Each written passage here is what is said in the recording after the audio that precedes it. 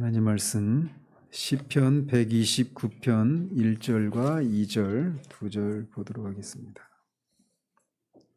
시편 129편 1절과 2절, 2절입니다. 같이 읽겠습니다. 이스라엘은 이제 말하기를 그들이 내가 어릴 때부터 여러 번 나를 괴롭혔도다. 그들이 내가 어릴 때부터 나를 괴롭혔으나 나를 이기지 못하였도다. 제가 본문을 잘못 선정을 했습니다.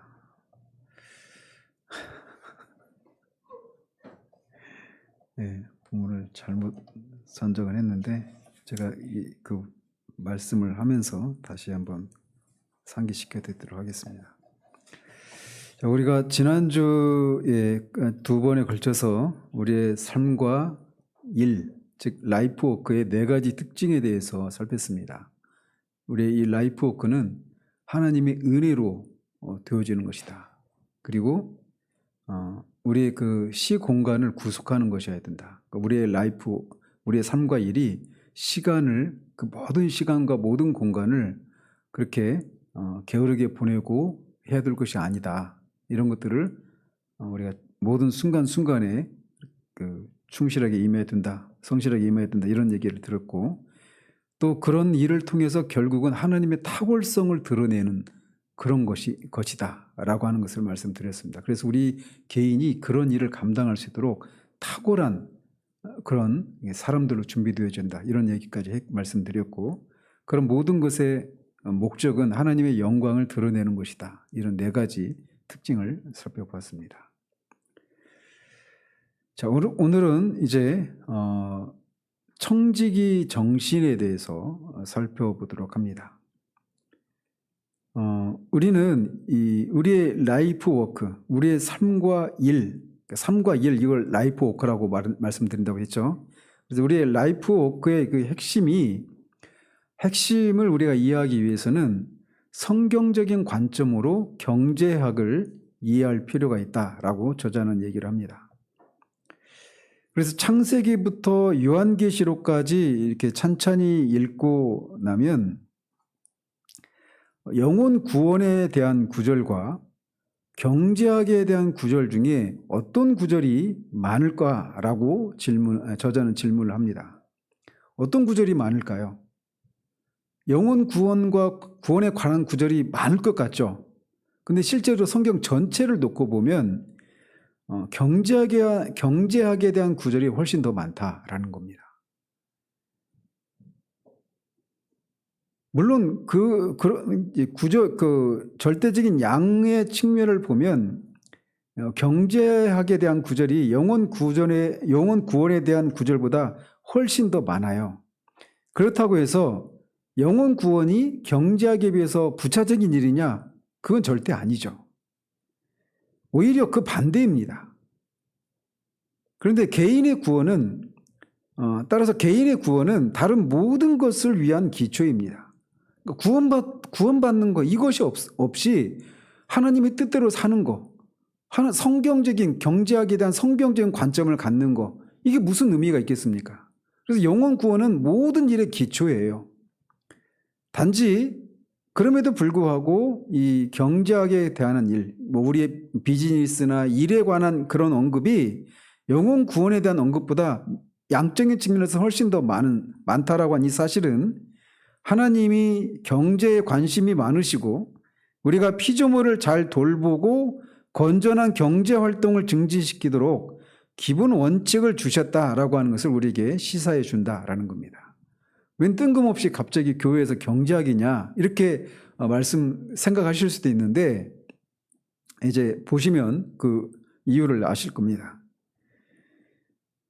하나님의 이 주권 아래서 우리는 경제 활동을 하게 되는데, 이 경제 활동의 목적이 뭐냐면 생산과 전략과 나눔의 가치를 창출하는 것이 경제 활동의 목적이다라고 저자는 그렇게 규정을 합니다.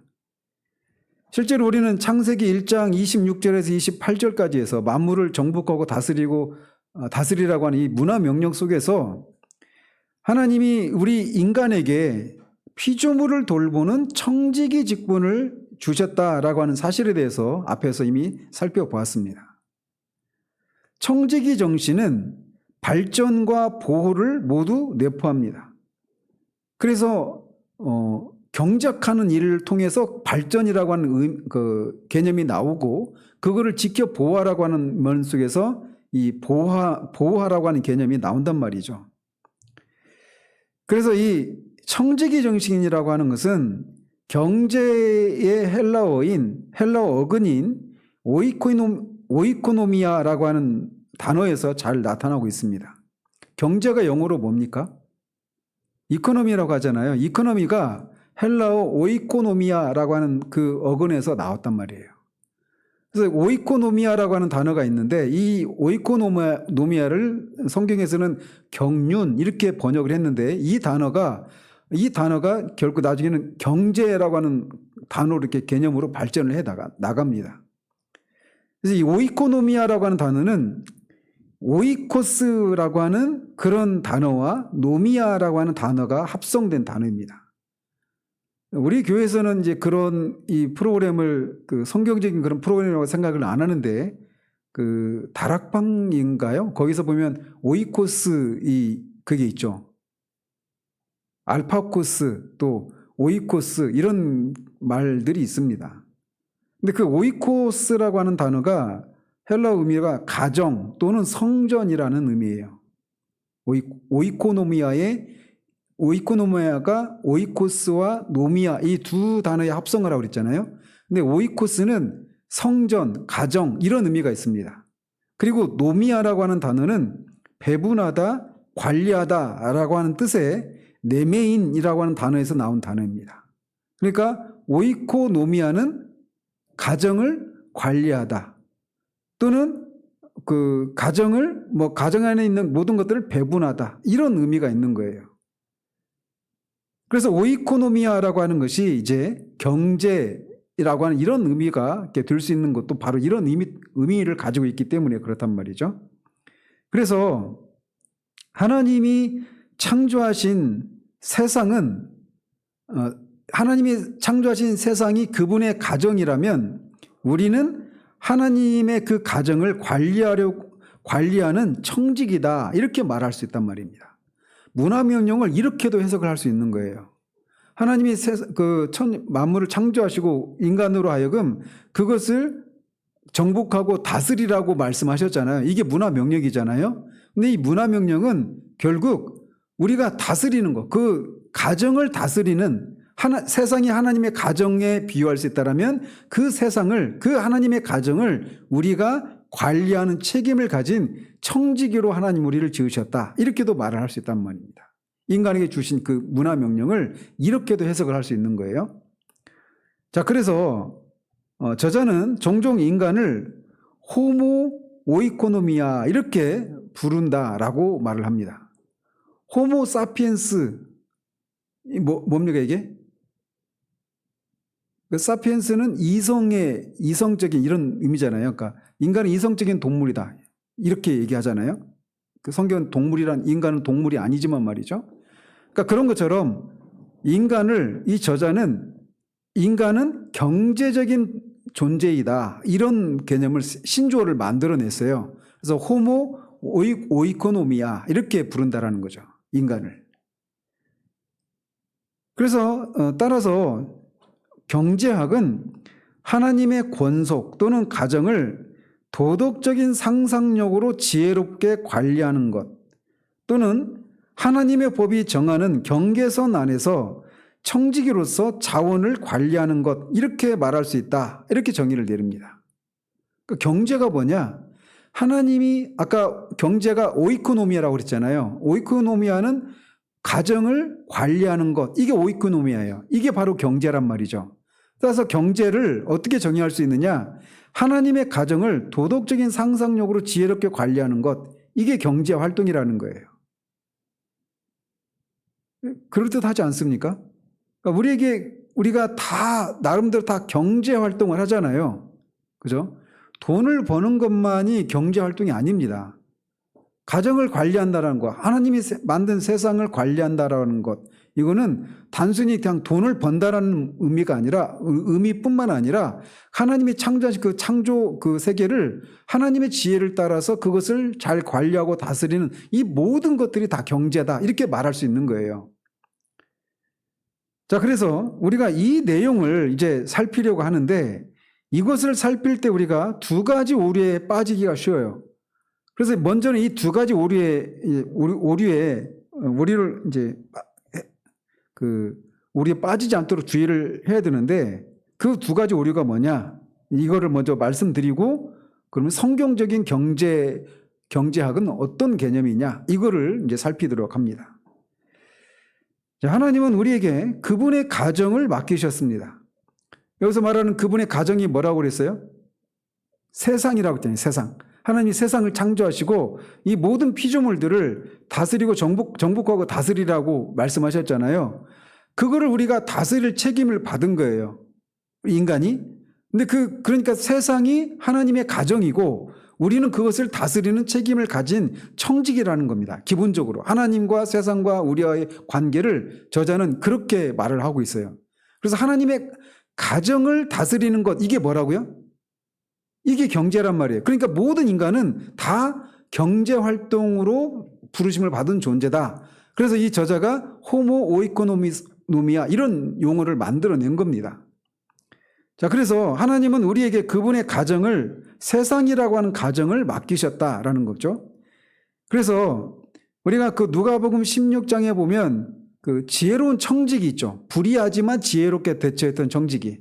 그 주인이 자기 청지기 직분을 뺏으려고 하니까 주인한테 빚진 사람들을 다 불러다가 뭐 증서를 그 채무 증서를 가져오게 해가지고 뭐 밀이 얼마나 빚졌느냐 100석 졌다. 그러니까 80으로 써라. 또 기름을 얼마나 졌냐 100마를 지었다 하니까 50으로 써라. 이렇게 하면서 자기가 청지기 직분을 잃어버렸을 때 그 사람들한테 가가지고 좀 이렇게 도부살이 하는 것처럼 이렇게 살려고 했던 그 청지기, 이 청지기를 주님이 칭찬하시죠. 누가복음 16장에 그런 예화가 나와요. 그리고 열문화 비유에서도 나오죠. 열문화 비유에서도 하나님이 그 열문화, 다섯문화, 한문화를 줬을 때 각각 열문화, 다섯문화 하나도 남기지 않은 그 종들을 칭찬하고 또 책망하는 이런 비유가 있지 않습니까? 이 두 가지 비유, 지혜로운 청지기와 열문화의 비유에서 볼 수 있듯이 하나님은 우리가 책임감 있는 관리자가 되기를 원하신단 말이에요.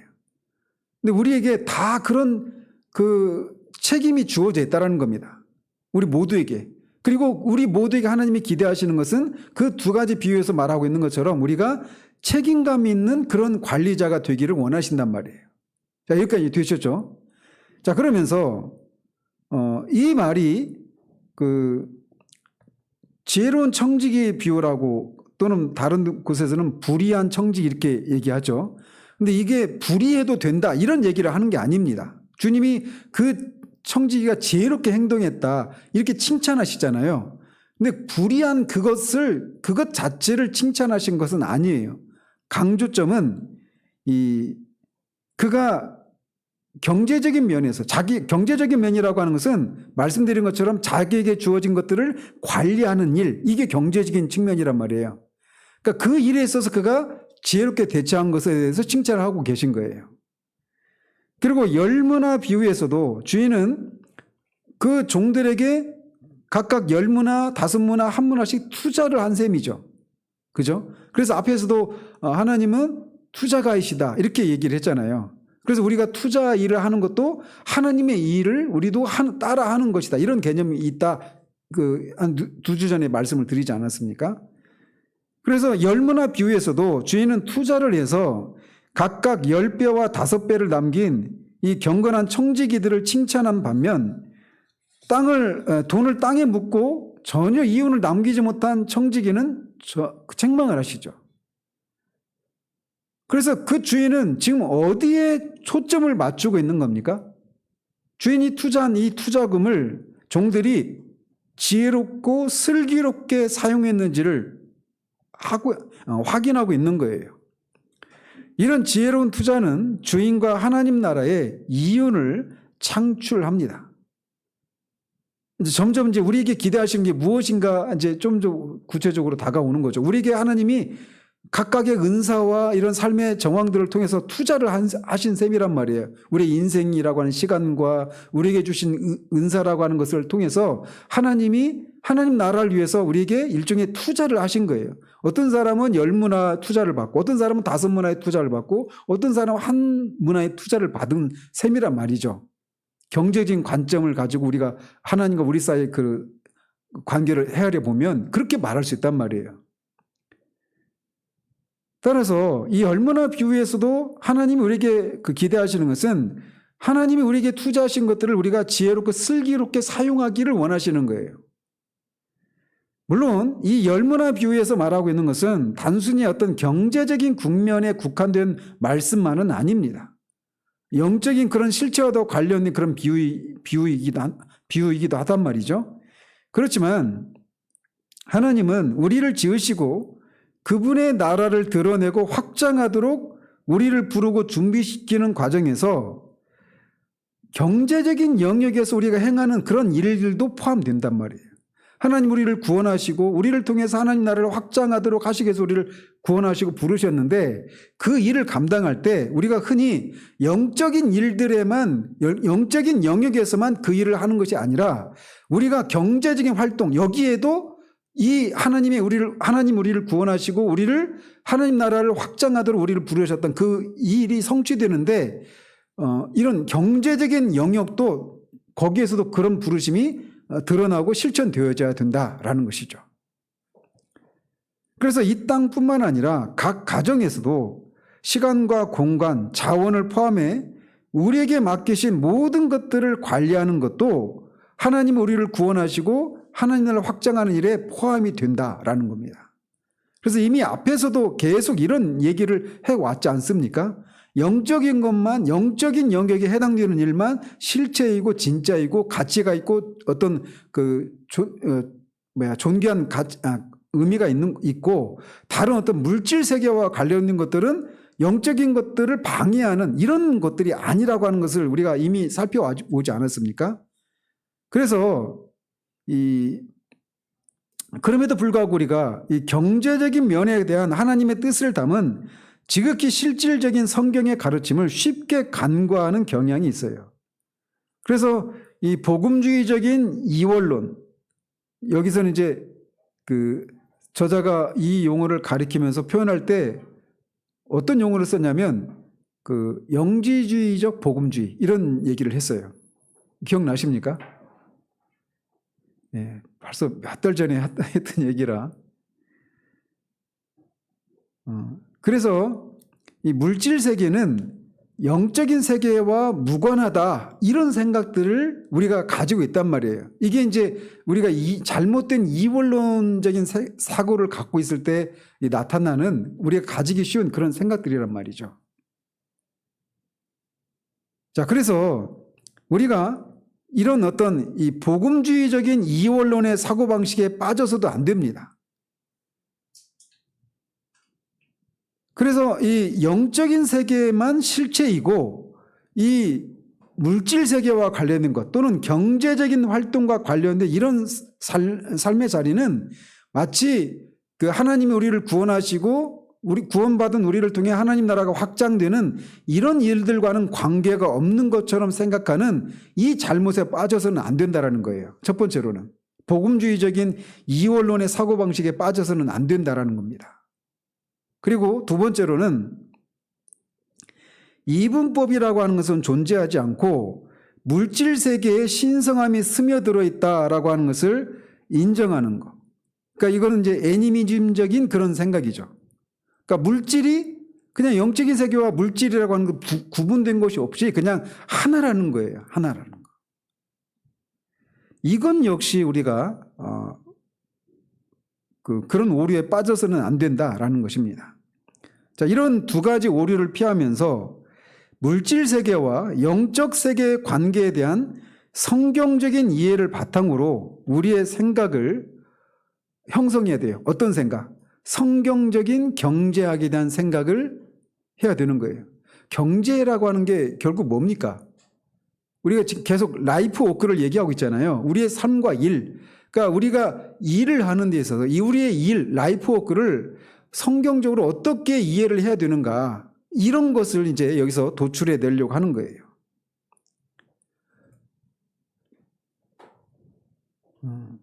그래서 물질 세계와 영적 세계 모두 하나님이 만드신 통일된 하나의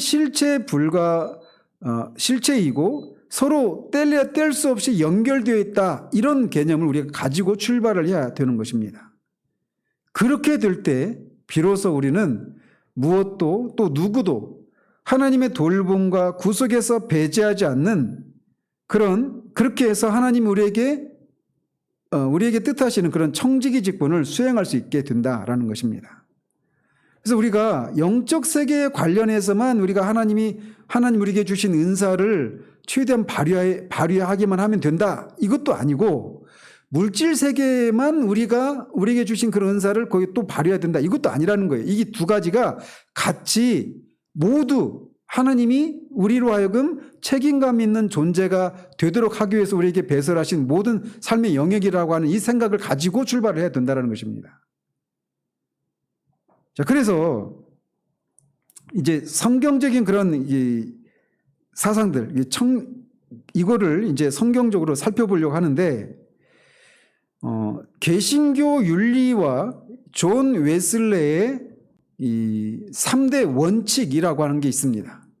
그러니까 존 웨슬레라고 하는 종교개혁 이후에 영국의 그 부흥을 위해서 하나님께 쓰임 받았던 이 존 웨슬레가 경제에 대해서 어떤 얘기를 했는지 세 가지 원칙을 제시했거든요.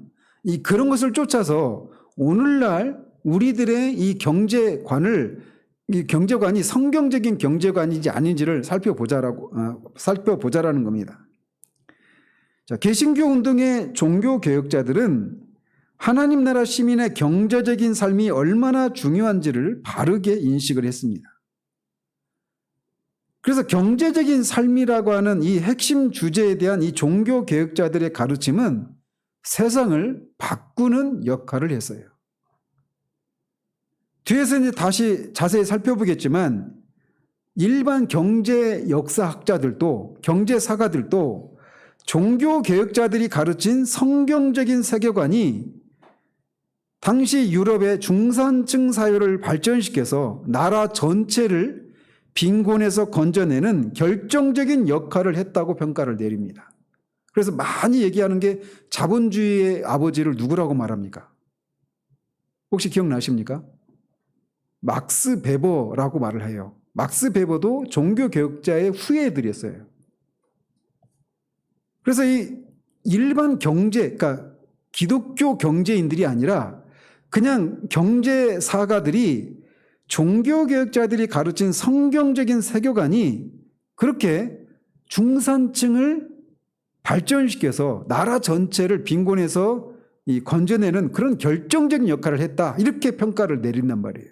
그만큼 종교개혁자들이 성경적인 경제관을 바르게 가르친 효과가 그냥 교회에서만 머무른 것이 아니라 이 세계를 바꾸는 그런 중대한 역할을 했다는 거예요. 유럽의 신경제를 통해서 수많은 사람이 해방되고 과거 하인이나 농노들과는 전혀 다른 삶을 살면서 폭넓은 기회를 누리고 나라 전체에 큰 영향을 끼쳤다라는 겁니다. 누가? 종교개혁자들이.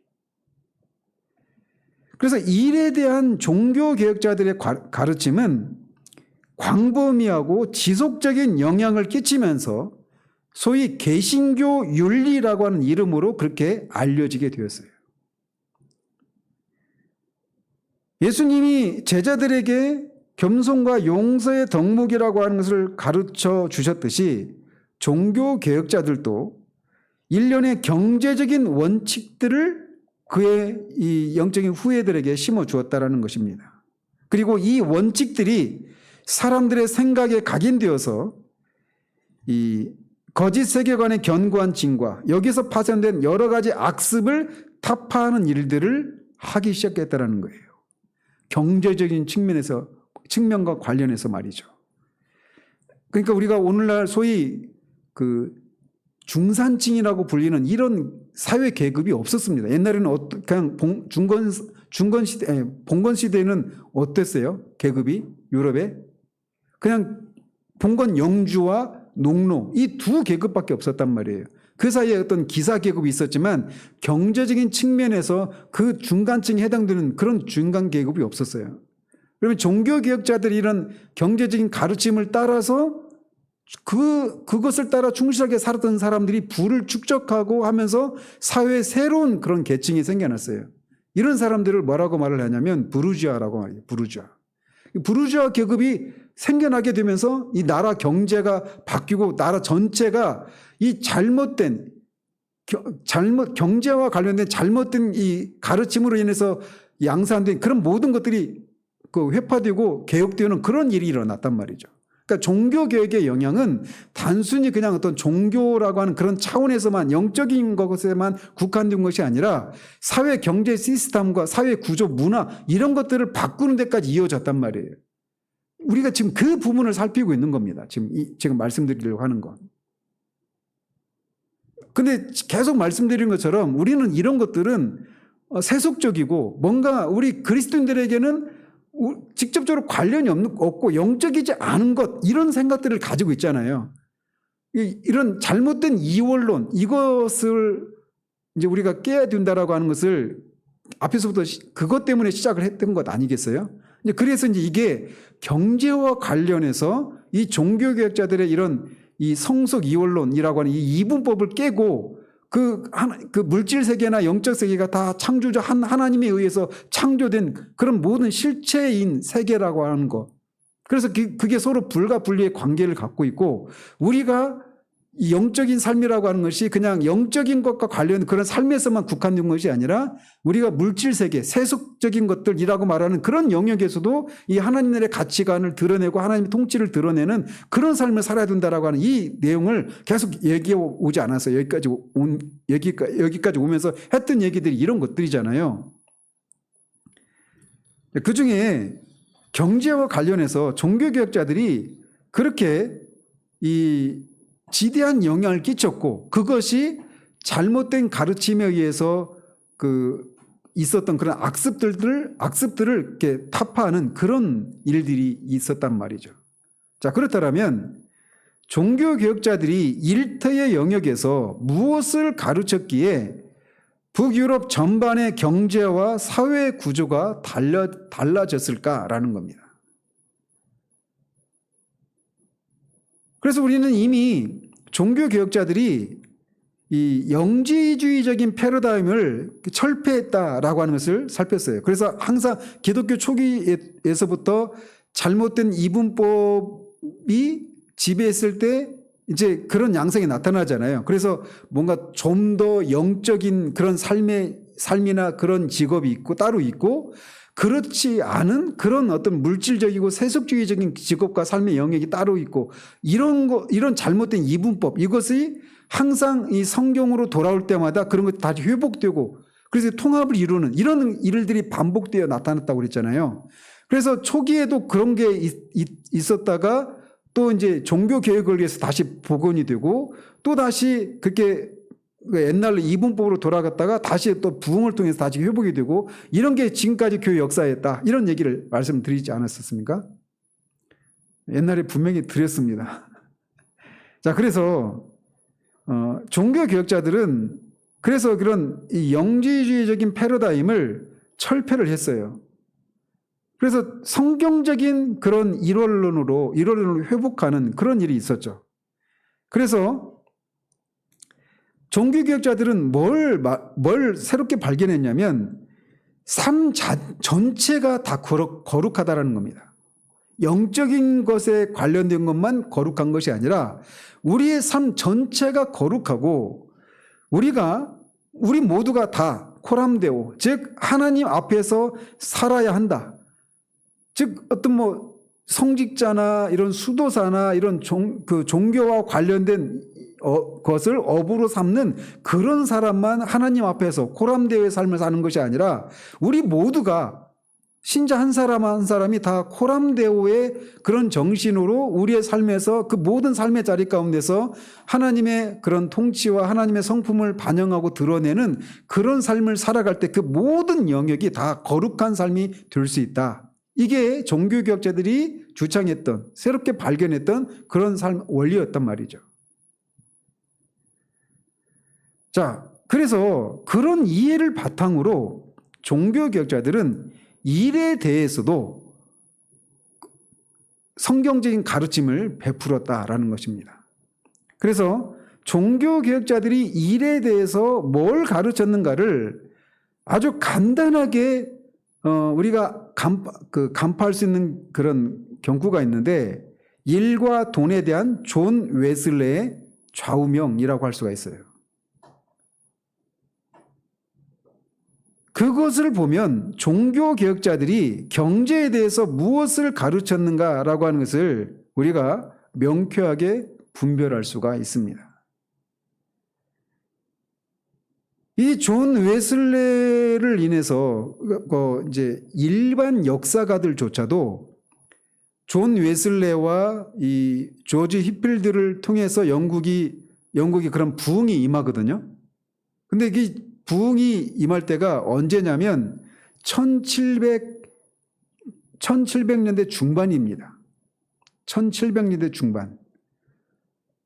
근데 그 1700년 중반 때인데 이 두 사람에 의해서 이 영국을 중심으로 한 유럽 그리고 미국의 신대륙에까지 부흥이 여파가 미칩니다.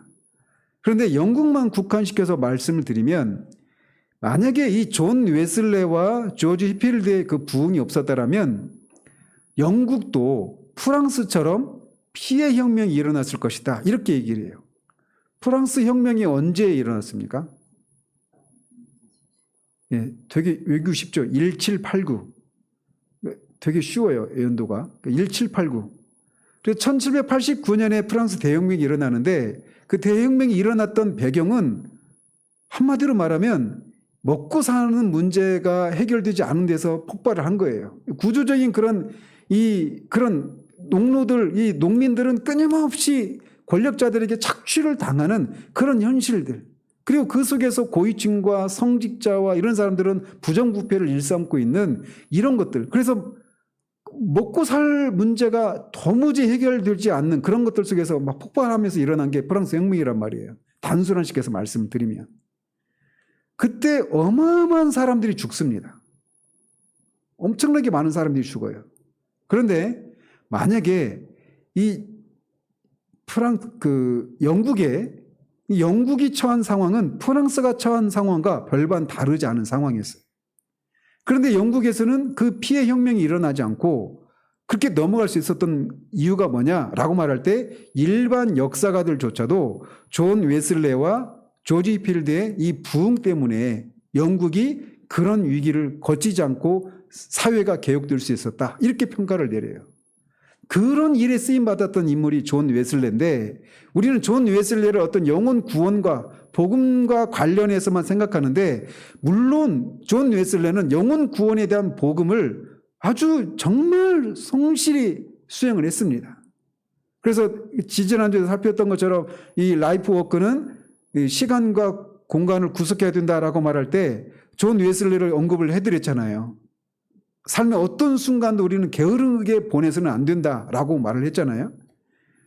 근데 그래서 분명히 존 웨슬레는 개인 구원을 위한 그리스도의 십자가를 선포하는 일을 했습니다.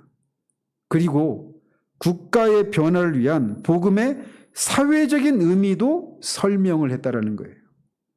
그리고 돈을 다루는 법에 대해 웨슬레는 3대 원칙을 역설을 합니다. 3대 원칙, 이 웨슬레의 3대 원칙을 보면 종교개혁자들이 일에 대해서 어떻게 가르쳤는가를 그냥 직관적으로 알 수 있다는 겁니다. 그러면 존 웨슬레가 일에 대해서 3가지 원칙을 역설했는데 그게 뭐냐? 이렇게 말을 합니다. 최대한 벌라, 그리고 최대한 전략하라, 그리고 최대한 나누라. 다시 말씀드릴게요. 최대한 벌라, 최대한 전략하라, 최대한 나누라. 이 세 가지는 오늘날 선진국이나 또 개발도상국이나 모두가 다 받아들여야 할 그런 권면입니다. 특별히 우리가 살아가는 우리가 이 시대를 살아가면 이 시대에서 통용되고 있는 가치관들이 우리도 모르게 우리 안에 들어와 있어요. 그래서 우리가 경제와 관련해서, 일과 관련해서 성경적이지 않은 그런 개념을 우리도 모르게 가지고 있을 수 있단 말이에요. 그래서 앞에 처음에도 말씀드린 것처럼 일이 뭐냐라고 말할 때 우리가 마음껏 소비할 수 있는 그런 소득을 보장해 주는 거, 어떤 이런 것으로 우리가 일을 생각하잖아요. 그 일을 통해서 하나님 나라의 가치관과 하나님의 어떠하심을 드러내서 그 일을 통해 하나님의 통치 현실을 드러내는 거, 이게 궁극적인 일이라고 하는 성경적인 개념인데, 이 개념은 사라진 채 그냥 내가 얼마나 돈을 벌게 해주는지, 그리고 그것을 통해서 내가 얼마나 그런 삶의 자유를 누리고, 얼마나 내가 원하는 삶을 살고, 얼마나 내가 원하는 것들을 그렇게 살 수 있는 그런 능력을, 그런 재원을 제공하는 것, 이렇게 일에 대해서 생각한단 말이에요. 근데 그 생각을 세상 사람들만 가지고 있느냐? 아니란 말이에요. 우리도 가지고 있어요. 왜? 우리가 이 땅을 떠나서 사는 게 아니라 이 세상 가운데 살기 때문에 우리도 모르게 이 세상의 가치관이 그렇게 우리 안에 들어와 있단 말이에요. 그런 면에서 이 존 웨슬레가 최대한 벌라, 최대한 전략하라, 최대한 나누라 라고 말할 때 이게 성경적인 일에 대한 개념이란 말이에요. 성경적인 경제관념인데 이것이 마치 우리에게 시대착오적인 그런 권면으로 들릴 수 있어요. 왜? 우리가 이 시대에 잘못된 경제관을 가지고 있다 보니까. 그래서 어떻게 보면 이거 우리에게 충돌이 일어날 수도 있어요. 그런데 한번 들어보십시오. 그래서 오늘은 이 세 가지 중에 최대한 벌라라고 하는 이것에 대해서만 오늘 살펴보려고 합니다.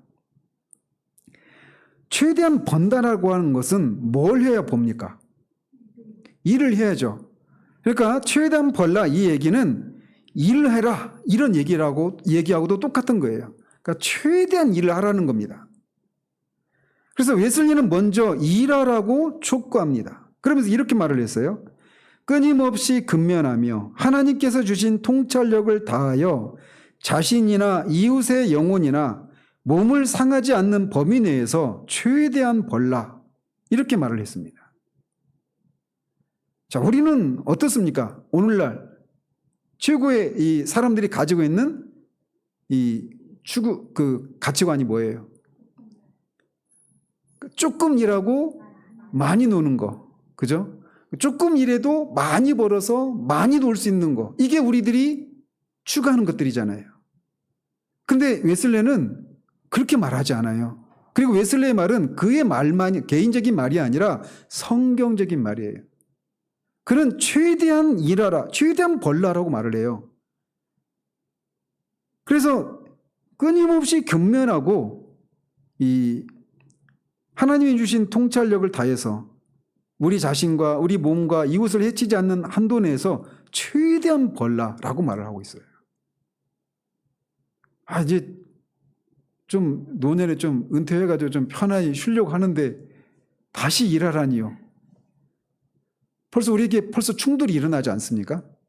그러니까 일에 대해서 우리가 어떤 개념을 우리도 모르게 세상의 영향을 받고 있는가를 그런 생각의 충돌을 통해서 보여주고 있는 거예요. 웨슬레는 건강하고 도덕적인 일, 총체적으로 자신과 이웃의 덕을 세우는 일을 하라고 촉구합니다. 다시 말씀드릴게요. 웨슬레는 건강하고 도덕적인 일, 아무런 일을 하는 게 아니라 수단과 방법을 가리지 않고 모든 일을 하라고 말하지 않고 건강하고 도덕적인 일, 그리고 그 일들은 총체적으로 자신과 이웃의 덕을 세우는 일, 그 일을 하라고 촉구하고 있는 겁니다.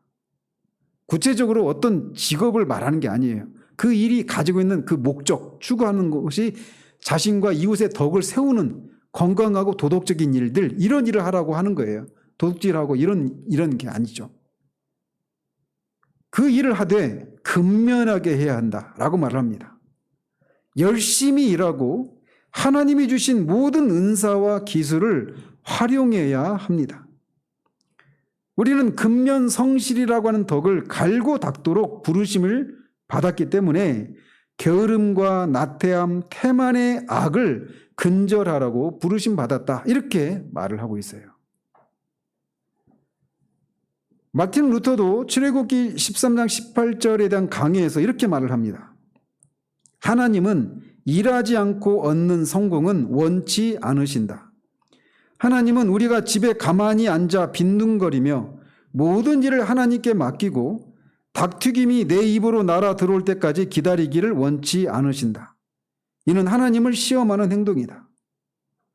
요점은 우리는 근면성실히 일해야 한다는 겁니다. 요점을 파악을 해야 돼요. 오늘날은 그 배달 앱으로 주문하면 닭튀김 우리 입으로 들어오죠. 그러니까 뭐 우리가 구체적으로 그렇게 하는 건 아니지만 요점을 파악을 해야 됩니다. 근면성실하게 일을 해야 된다는 거예요. 근데 우리는 이게 마치 고루한 생각처럼 뭔가 이런 것이 없이 어떤 대박을 노리는 이런 것들이 우리 가운데 있단 말이에요. 우리도 모르게. 이게 우리가 세상의 영향을 받고 있는 것 중에 하나란 말이에요. 또 청교도 설교자 로버트 볼턴은 이렇게 적었습니다. 합당하고 정직한 특정 부르심 가운데서 양심과 신실함으로 근면하라. 금을 얻고 부를 축적하기 위해서가 아니라 가족과 후손에게 필요한 만큼 공급하기 위해서 일하라. 아담의 모든 아들과 딸들 앞에 놓인 공동의 책임을 세상 끝날까지 양심과 순종으로 감당하라. 이렇게 말을 합니다. 그래서 개신교 윤리의 핵심은 뭐냐? 일에 내재적인 가치에 있다라고 말을 합니다. 그래서 시민으로서 또 일하는 자로서 우리는 문화 건설에 기여를 해야 합니다. 그래서 웨슬레가 처음에 말하고 있는 것처럼 최대한 벌라라고 하는 얘기는 결국 열심을 다해서 근면성실하게 하나님이 주신 은사를 최대한 발휘해서 내 자신과 이웃의 덕을 세우기 위해서 열심을 다해서 일을 하라는 거예요. 언제까지? 이 땅을 떠날 때까지. 그게 이제 요점만 파악해야 됩니까? 파악해야 됩니다. 죽을 때까지 우리가 일의 현장에서 막 일을 해야 된다. 이런 개념이 아니라 물론 그때는 우리가 우리의 몸으로 그렇게 그런 일은 하지 못하겠지만 또 다른 의미의 덕을 세우는 일은 얼마든지 가능하죠. 누워서도 얼마든지 기도라고 하는 것을 통해서도 그런 일을 할 수 있는 것이고 하나님이 내게 감당하라고 하신 그 일을 우리가 믿음으로 인내하고 소망하면서 그 죽음과 이런 후패함이 우리를 짓누르고 우리 그것의 지배를 받게 되는 그런 상황 속에서 그것을 믿음으로 이기고 승리하는 삶을 사는 것을 통해서도 우리의 덕을 세우고 이웃의 덕을 세우는 삶을 사는 거예요. 그러니까 어떤 요점을 캐치를 해야지 어떤 외적인 그런 것들을 가지고 이제 왈가왈부해서는 안 됩니다. 자, 그러면서 성경은 우리가 일을 해야 된다라고 말을 하고 있어요. 성경은 왜 우리에게 일을 해야 된다라고 말을 하느냐? 이것에 대해서 세 가지를 얘기합니다. 첫 번째, 왜 우리는 일해야 되느냐? 우리를 창조하신 창조주 하나님이 일하시는 하나님이시기 때문에 그래요. 우리는 이미 하나님이 이 세상이 존재하게 된 것도 하나님이 창조라고 하는 일을 하신 결과 때문에 생겨난 겁니다. 그래서 우리가 이미 앞에서 확인한 것처럼 일은 오늘날 우리가 일에 대해서 갖고 있는 개념은 뭐냐? 일은 저주의 개념으로 생각하는 거예요. 일을 하지 않고 쉬는 거, 노는 거, 여유로운 그런 여가 생활을 하는 거, 이게 복을 받은 것이고 일하는 것은 저주다라고 하는 생각을 가지고 있잖아요. 그런데 일은 타락이 있기 전에도 일이 있었어요. 인간에게도. 그런데 더 먼저는 하나님이 당신 자신을 일하시는 하나님으로 우리에게 계시해 주셨다라는 거예요. 창세기 2장 2절 3절에 이렇게 말을 합니다. 하나님이 그가 하시던 일을 일곱째 날에 마치시니 그가 하시던 모든 일을 그치고 일곱째 날에 안식하시니라. 하나님이 그 일곱째 날을 복되게 하사 거룩하게 하셨으니 이는 하나님이 그 창조하시며 만드시던 모든 일을 마치시고 그날에 안식하셨음이니라. 하나님이 일을 하셨다라는 겁니다. 일은 저주의 결과가 아니라는 거예요. 그래서 먼저는 천지창조가 하나님의 일이었습니다. 그리고 그 일을 하나님이 하셨어요. 그래서 하나님은 엿새 동안 창조의 일을 하셨고 마지막 일곱째 날에 쉬셨습니다. 이렇게 일하는 것은 하나님의 본성이십니다. 자, 여러분이 가지고 있는 그 로망을 제가 깨고 있는지도 몰라요. 다 은퇴하고 돈 많이 모아가지고 크루즈 타고 세계 여행하면서 유유자적하는 그런 삶을 살고 싶다. 근데 하나님이 일하시는 하나님이시라는 겁니다. 그래서 여기서 이 본문에 창세기 2장 2절 3절에 나오는 일이라고 하는 단어가 히브리어로 멜라카라고 하는 단어인데 구약에 167번 등장하는 단어라고 합니다. 그래서 직업, 일, 사업 이렇게 번역을 했는데 이게 아바드, 섬긴다 이 단어와 같은 동일한 의미의 단어예요. 그래서 출애굽기에서 보면 그 출애굽기 20장에 십계명을 받잖아요. 십계명의 네 번째 계명이 무슨 계명입니까? 안식일에 대한 개념이잖아요. 그죠?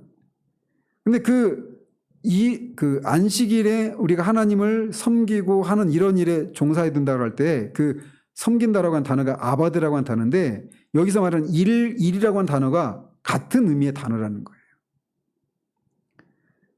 하나님은 이렇게 창조 때부터 일하셨을 뿐만 아니라 지금도 일하십니다. 뭘 하시면서?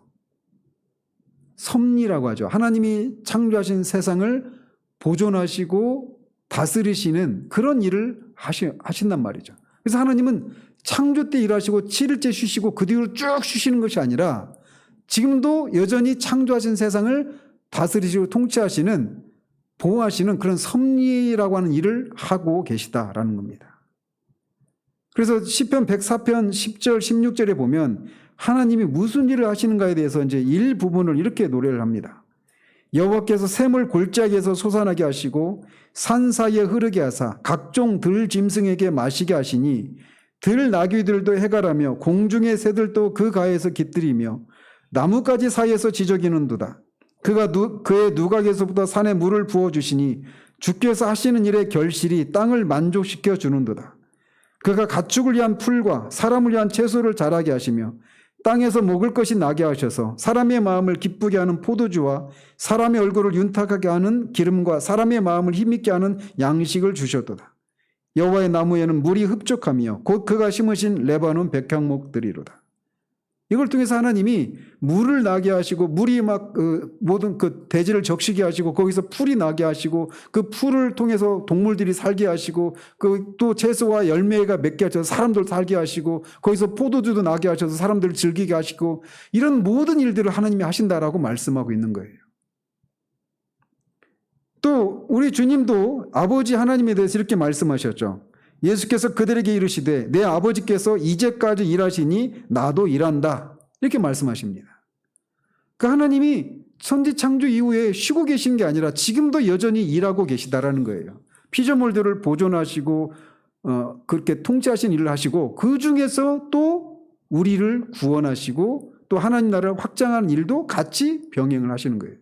그러니까 하나님이 일을 하신다라고 할 때 그냥 단순히 우리를 예수 그리스도를 통해서 하신 일들을 성령의 역사하심을 통해 우리를 구원하시는 일을 하시고 구원받은 우리가 하나님 나라를 확장하는 일을 하도록 하시는 그런 우리가 소위 영적인 것과 관련돼서만 하나님 일을 하시고 나머지는 이 세상이 알아서 돌아가도록 하시고 하나님 쉬시는 것이 아니다라는 겁니다.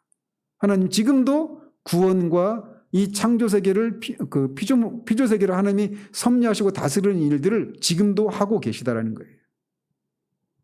일은 이렇게 하나님의 본성입니다. 성경은 하나님이 일하시니까 우리도 일해야 된다는 겁니다. 이 첫 번째 원칙이 그래요. 그러니까 우리가 잘못된 로망 깨셔야 됩니다. 아시겠죠? 일할 수 없는 때가 와요. 그때까지는 우리는 일을 해야 합니다. 자, 두 번째로 우리가 일을 해야 되는 이유는 뭐냐? 우리가 누구로부터 지음을 받았습니까? 하나님. 우리는 하나님의 형상을 따라 지음을 받은 존재들이에요. 근데 하나님의 본질이 뭐라고요? 일하시는 하나님이시라는 겁니다. 그 일하시는 하나님의 형상을 따라 우리가 지음을 받았기 때문에 인간도 일을 하는 존재라는 거예요. 우리가 일해야 되는 두 번째 이유가 바로 이거라는 겁니다. 일을 하도록 지음을 받았기 때문에 우리가 일을 해야 된다는 겁니다. 우리는 일이 저주가 아니라 축복이라고 하는 이 성경의 이 선언을 우리가 자주 잊고 살아요. 그러니까 일을 하는 것이 저주받은 것이고, 내가 이런 무능력한 이것밖에 안 되는 남편을 만나서 내가 이렇게 죽도록 일을 하지, 이런 생각. 또는 아내를 향해서도 마찬가지고, 또는 부모를 향해서도 우리 부모가 건물주면 내가 이렇게 죽도록 공부하거나 일을 하지 않아도 될 텐데, 다 일에 대해서 다 복이 아니라 저주의 개념으로 일을 생각하고 있는 이런 것들이 이런 생각 속에 다양한 모습으로 나타난단 말이죠. 일은 저주가 아니라 축복입니다. 일은 인간의 존엄성을 구성하는 요소이기까지 합니다. 그래서 우리는 앞에서 문화적인 사명을 설명하면서 그것을 확인한 바가 있어요. 하나님은 이렇게 일하시는 하나님이시고, 따라서 인간이 그분의 형상을 따라 창조되었다는 것은 인간도 일을 해야 한다라고 하는 것을 뜻하는 겁니다. 그래서 창세기에는 최초의 직무 설명서, 영어로 job description이라고 말을 하는데, 이게 등장을 합니다. 최초의 직무 설명서가 뭡니까? 인간을 향한. 창세기 1장 26절 28절에 나오는 소위 문화 명령이에요. 모든 하늘과 땅과 바다에 있는 모든 것들을 정복하고 다스리라 라고 하는 거. 그게 직무 설명서, job description이라는 거죠. 그래서 인간이 하는 일의 본질은 피조물을 다스리는 것입니다. 이걸 뭐라고 말하냐면, 그 피조물이 누구의 것입니까? 하나님의 것이죠. 하나님의 주인의 것이란 말이에요. 주인의 것을 다스리는 존재. 그게 누굽니까? 이게 청지기예요. 청지기. 그래서 이게 인간의 그 청지기 직분이 바로 여기서 유래를 하는 거란 말이죠. 창세기의 말씀은 이 1장 26절 28절까지 말씀은 최초의 직무 설명서이자 이후에 일어날 모든 합법적인 직무 설명서의 기초가 됩니다.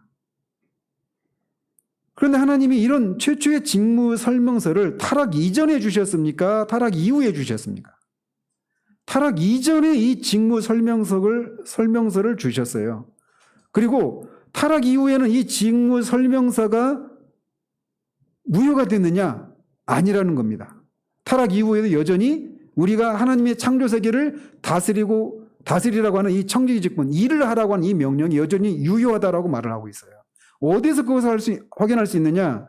출애굽기 20장 9절 10절에 이 안식일과 관련된 계명이죠. 엿새 동안은 힘써 내 모든 일을 행할 것이나 일곱째 날은 내 하나님의 여호와 안식일인즉 아들이나 딸이나 남자나 모두가 다 아무 일도 하지 말라. 이게 그 계명이란 말이에요. 근데 우리 이 계명의 초점은 안식일을 거룩히 지키라고 하는 것에 있죠. 그런데 이 계명이 거기에 있지만 이 계명은 안식하는데 먼저 뭘 하고 안식하라고 합니까? 6일 동안은 힘써 일하고 그 다음에 안식하라고 얘기하고 있어요.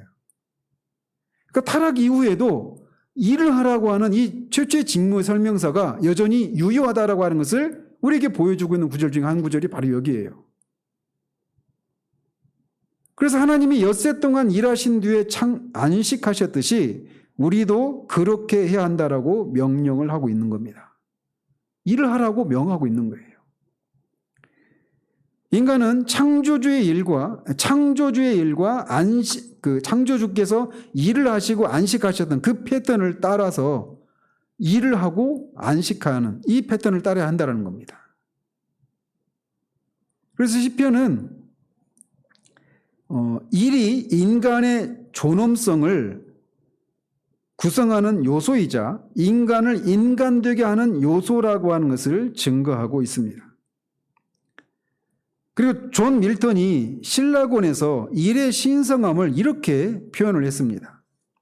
인간에게는 날마다 해야 하는 몸과 마음의 일이 있어서 거기에서 그의 존귀함이 나타나고 그 일에 대한 하나님의 돌보심이 선포된다라고 말이죠. 따라서 일은 정상적인 활동입니다. 저주를 받은 결과 우리가 해야 되는 그런 고통스러운 것이 아니라 타락 이전에도 우리에게 명령하셨던 것이고 여전히 타락 이후에도 우리가 해야 될, 그리고 그 일을 통해서 우리의 인간의 존엄성이 나타나는 그런 요소라는 거예요. 인간은 일을 해야 합니다. 하나님이 일하시고 인간이 일하십니다. 자, 그래서 그렇게 일해서 제가 지금 이 본문을 제가 시편 129편 1절 2절이라고 했는데 제가 이 본문을 확인을 못했어요. 역시 책이 영감받은 책이 아니니까 오류가 있어요. 성경적인 휴머인데 어쨌든 이 시편에서 이렇게 말을 해요. 여호와를 경외하며 그의 길을 걷는 자마다 복이 있도다. 네가 네 손이 수고한 대로 먹을 것이다. 네가 복되고 형통하리로다. 이렇게 말을 해서 일이라고 하는 것이 인간의 존엄성을 확인받는 그런 것이다 라고 말을 하고 있어요. 그래서 일에서 얻는 만족감과 충만감, 충족감이 느껴집니다. 영혼이 만족하고 일을 잘함으로써 만족을 느낄 때 복이 따라옵니다. 그러니까 우리가 어떻게 하면 쉬운 일을 할 것인가, 이게 일에 대한 성경적인 개념이 아니에요. 어떻게 하면 일을 하지 않고 좀 더 편안한 그런 인생을 살까, 이게 일에 대해서 성경이 말해주는 게 아니라는 겁니다. 모든 사람은 다 일을 하도록 부르심을 받았다는 거예요. 문제는 내가 어떤 일을 할 때 내가 진정한 그런 만족감과 충족감과 충만감을 느끼느냐, 이게 문제이지 어떻게 하면 일을 하지 않을 수 있을까, 이게 우리가 도모해야 될 것이 아니라는 거예요. 자, 이렇게 하나님이 일하시기 때문에 일을 해야 되고 또 그런 하나님의 형상을 따라 인간이 지음받았기 때문에 또 인간은 일을 해야 됩니다. 그리고 세 번째, 우리가 일해야 될 세 번째 이유는 우리가 하나님과 동역자이기 때문이다라고 성경은 말해요. 사실 이 말 자체가 어마어마한, 인간으로서는 감당할 수 없는 그런 일이죠. 하나님은 일하시는 하나님이십니다. 그리고 하나님은 영원전에 피조물을 향한 계획을 모두 세워두셨습니다. 그리고 하나님은 인간을 일하도록 지으셨어요. 그런데 인간이 일하도록 지음을 받았는데 인간 자기 목적을 위해서 자기 힘으로 일하라고 그렇게 지음받은 것이 아니다라는 겁니다. 인간이 일을 하도록 지음받았는데 무엇을 위해서 일을 하도록 지음받았냐면 하나님이 영원전에 세워놓으신 이 우주에 대한 웅장한 계획, 이걸 작정이라고 하죠. 이것을 실현하도록 하기 위해서 인간이 일하는 것을 통해 그 계획이 성취되도록 그렇게 인간을 일하는 존재로 지음받았다는 겁니다. 그런 의미에서 인간은 그냥 단순히 자기에게 주어진 그런 일들을, 은사를 쫓아서 그 일을 감당하는 하나님의 웅장한 이 전체적인 우주에 대한 하나님의 그 웅장한 계획과 상관이 없이 그냥 독립된 존재로 이렇게 일을 하는 그런 존재가 아니라 그 인간 일을 통해서 하나님의 계획을 이루는 하나님의 동역자로서 일을 하는 존재로 우리를 부르셨다는 겁니다.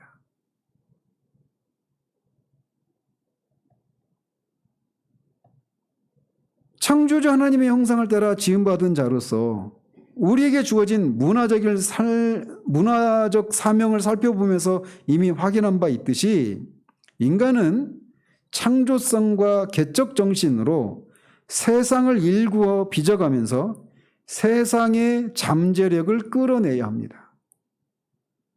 그게 제가 헤르만 바밍크 얘기를 해드렸잖아요. 하나님께서 아담에게 이 문화 명령을 내리셨을 때 그것을 헤르만 바밍크가 그렇게 해석을 했다고 그랬잖아요.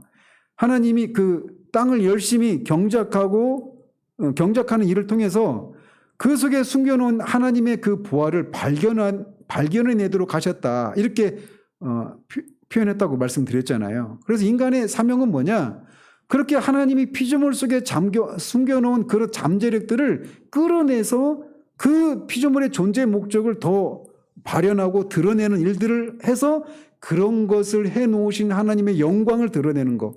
그것을 위해서 인간이 일을 하는 거예요. 그렇게 볼 때 인간이 모든 일을 하고 나서 결국 영광은 누구에게 돌아가야 하는 거예요? 하나님께 돌아가야 되는 겁니다. 그래서 지난주에 말씀드린 것처럼 우리의 라이프 워크의 특징은 하나님께 영광을 드러내는 것이다. 돌려드리는 것이다. 이렇게 말을 했던 것이 바로 여기서 연유하는 거예요. 그래서 우리가 어떤 분야에 있든지 간에 어떤 일을 하고 어떤 삶을 살아가고 있든지 간에 그 삶의 자리에서 우리의 라이프 워크를 통해서 그 우리가 직면하고 한 그 일들에 그냥 매뉴얼대로 그냥 주어진 방식대로 기계적인 방식으로 그 일을 하는 것이 아니라 그것을 통해서 하나님이 드러내시고자 하시는 그런 일들에 숨겨져 있는 잠재력들을 끌어내고 온전하게 드러내는 이런 방식으로 일을 해야 되는 거예요. 그러니까 끊임없이 하나님께 지혜를 구하고 그런 그 능력을 구해서 그 일을 감당해야 될 이유도 바로 거기에 있는 겁니다. 우리의 타고난 지혜와 능력을 가지고는 그 하나님이 그 피조물들 어떤 일들을 통해서 숨겨놓으신 그런 보화들, 잠재력들을 다 온전히 끌어낼 수가 없기 때문에 그러는 거예요. 이건 단지 어떤 과학자들에게만 해당되는 게 아닙니다. 모든 사람들에게 마찬가지예요. 주사를 놓을 때도 어떻게 하면 안 아프게 놓을 수 있을까? 이렇게 하면서 요즘 막 그런 게 나오잖아요. 그죠? 안 그래요, 박근호사님? 그러니까 우리가 무슨 일을 하든지 그래요. 우리에게 주어진 그 삶의 자리에서 그 일을 통해서 어떻게 하든지 하나님의 영광이 드러나도록 하기 위해서 그 과정에서 그 일을 통해서 끌어내줘야 될 그런 잠재력들, 이런 것들을 끌어내는 그런 방식으로 그렇게 일을 해야 되는 거예요, 그리스도인들은. 그러니까 창조적인 능력이 매 순간 필요하죠. 그래서 그냥 우리가 어떤 일을 하고 지나가면 우리가 일을 하고 지나간, 그리스도인이 일을 하고 지나간 어떤 흔적들이 남아야 된다. 저는 이렇게 말씀드리고 싶어요. 물론 그 흔적이 흉터여서는 안 되겠죠. 아름다운 흔적이 남아야 되는 거예요. 그래서 누구나 그 일을 보면서 그때 그분이 정말 아이를 가르치는 일이다 하면 정말 아이들을 사랑으로 정말 가르쳤구나. 그리고 그냥 주어진 방식대로 그냥 기계적인 방식으로 그 일을 하는 것이 아니라 하나님이 주신 지혜를 쫓아서 창조적인 방식으로 그 일을 감당하는 걸 통해 자기의 덕을 세우고 다른 사람의 덕을 세우는 그런 일을 감당하는 거예요. 그러니까 우리가 일을 하는데 저 사람 빨리 나갔으면 좋겠다. 이렇게 하는 일을 해서는 안 되는 거죠. 그건 정말 결국 하나님의 영광을 가리는 일이 되는 거니까. 묵묵히 그냥 주어진 대로 시키는 대로 이것을 넘어서는 그런 게 필요하다는 겁니다. 그리스도인들은. 그래서 하나님의 창조는 안식일로 끝나지 않았습니다. 이제는 우리가 하나님과 함께 일을 할 때입니다. 그래서 우리의 손과 마음과 생각을 사용해서 동산을 확장하고 피조물에 내재된 모든 잠재력을 끌어내서 하나님께 영광을 돌려야 합니다. 그래서 에베소서 2장 10절에서도 우리는 그가 만드신 바라 그리스도 예수 안에서 선한 일을 위하여 지으심을 받은 자니 이 일은 하나님이 전에 예비하사 우리로 그 가운데서 행하게 하려 하심이니라 라고 말 때 그 선한 일이라고 하는 게 단순히 그냥 어떤 영적인 것과 관련된 것에 국한된 일이 아니라고 말씀드렸잖아요. 그래서 결론적으로 우리는 왜 구원받았느냐? 우리가 죄에서 건짐받아서 하나님의 일에 다시 동참하기 위해서입니다. 근데 하나님의 일이 뭐냐? 라고 할 때 우리는 영적인 것, 우리 영혼을 구원하고 하나님 나라를 확장하는 것만 그 영적인 것에 관련된 국한에서만 생각하는데 그게 아니라는 거예요. 하나님은 오늘도 일하고 계십니다. 그리고 우리의 일이 하나님이 일하시는 통로가 되기를 바라십니다. 교제와 관계를 함께 나누는 공동 활동이어야 합니다.